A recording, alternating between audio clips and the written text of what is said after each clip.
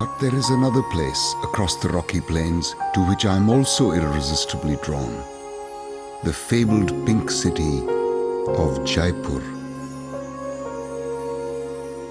Here you may listen in her own words to the story of a fairy tale princess and her true love and the fabulous palace in which they lived.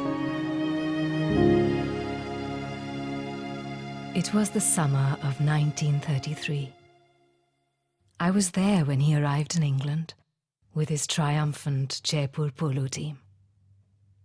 The local newspapers couldn't have enough of him. The young man who has everything is in London now. He possesses a fortune of £100 million, a £10 million palace, a room full of glittering gems, and 600,000 faithful subjects. Champion polo player of all India, he can ride a horse like a Cossack. And he has brought a team of princes together with 40 of the world's finest polo ponies to match their skill against England's crack performers. A secret courtship blossomed between us, and just before I left for finishing school in Switzerland, Jay took me for a drive around Hyde Park and proposed to me. As the Second World War raged in Europe, I came here to Rambagh Palace as a Maharani of Jaipur.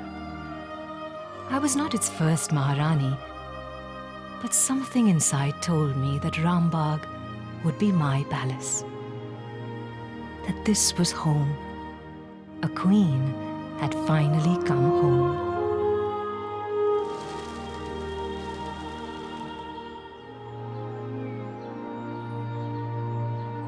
Where do I begin? How do I describe that feeling of magic that pervades the air at Rambagh?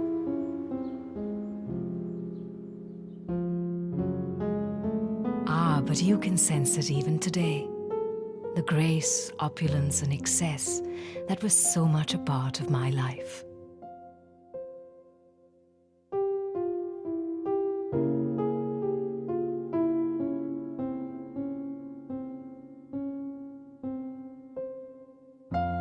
My favorite Maharani, counted among the 10 most beautiful women in the world, is now a regal queen mother, the Rajmata of Jaipur.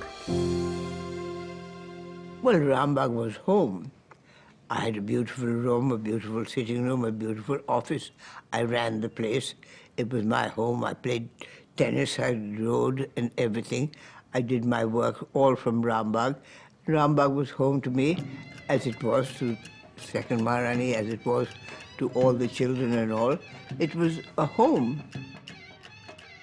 Set amongst 47 acres of landscape gardens, Rambagh seemed to me a palace built by a king, though fit for the gods. The palace excelled in gracious hospitality, and an invitation to stay at Rambagh was eagerly sought after. We played host to international celebrities and Indian royalty alike. Every guest was provided with a car and an aide-de-camp to look after his every need.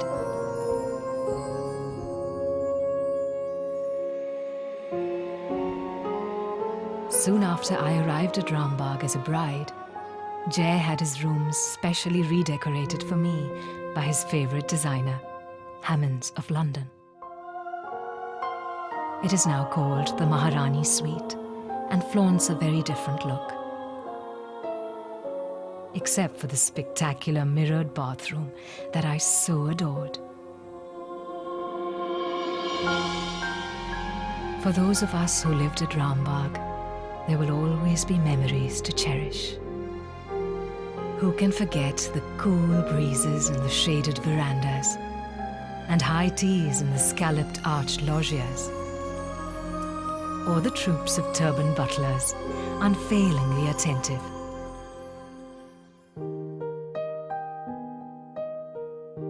Even back then, the palace was run with the well-oiled efficiency and elan of a great hotel.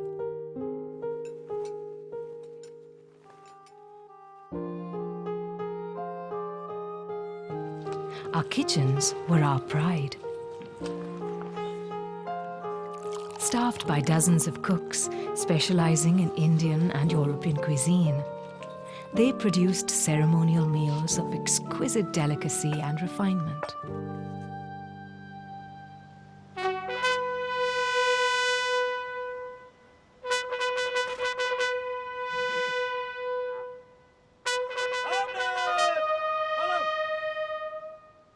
Life at Rambagh was replete with ceremony and the arrival of many important visitors.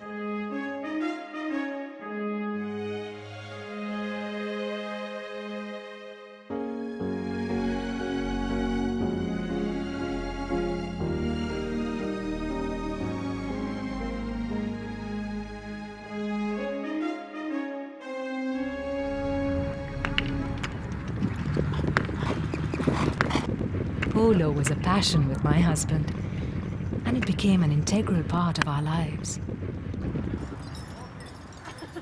The less active guests would take to the lumbering game of elephant polo.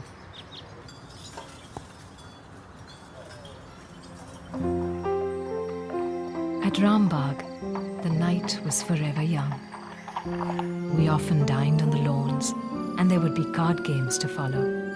An enormous mosquito net enclosed the card tables, and large fans covered with jasmine flowers wafted scented air around us. Rambagh's now a hotel. I can't live in it, but I've got fond of this little house too, which His Highness was going to live in. And then there's nothing more to say except I hope that Rambagh will always be a beautiful, beautiful residence for people to come and stay. It is time to move on. But as always, I am reluctant to part company with Rajmata Gayatri Devi and the palace of Rambagh.